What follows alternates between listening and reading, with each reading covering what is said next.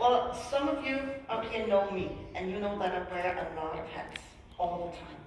So today I represent EventAnne, which is my own little gig where I teach experience design. And I also have the great pleasure of working at EDA. So I do a lot of events that take place in this exact room, which I'm very glad to say that I do because it's a lovely room. And then I'm also the past president of MPI Scandinavia, which is an organization, a worldwide organization for meeting professionals, such as yourself. And I used to be the president, and now I'm the past president. So I have a lot of hats, and I have been working in the meetings and events industry for 20 years, so I have some experience in this.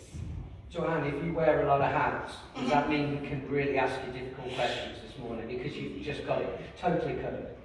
Everything's covered. Everything's covered. Okay, there we go, ladies and gentlemen. There's your challenge for Anne.